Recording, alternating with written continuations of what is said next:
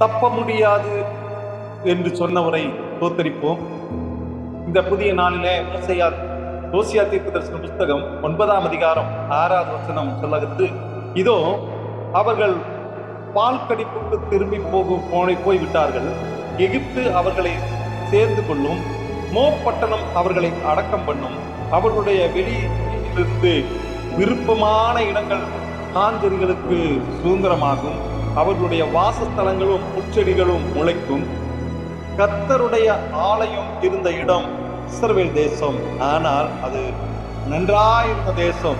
அந்த தேசத்தில் பரிசுத்த படிமூட்டுகள் பரிசுத்தமாய் வைக்கப்பட்டிருந்தது. அழகான அந்த தேசம் எருசலேமில் உள்ள தேவாலயத்திலே பொன்னும் வெள்ளியும் சேமித்து வைக்கப்பட்டிருந்தது. கர்த்தருடைய ஆலயம் மிக அழகாக இருந்தது.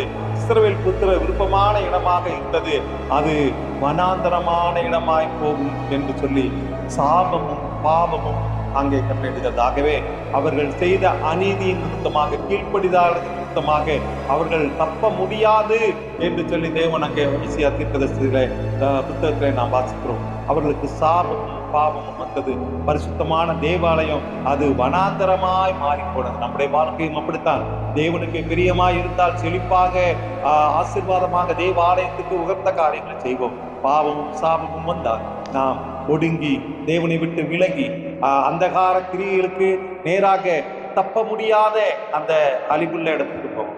கர்த்தர் நம்மை நேர்த்தியாய் நடத்த இந்த காலை வேளையிலே ஒப்புக் கொடுப்போம். ஆமேன், ஆமேன்.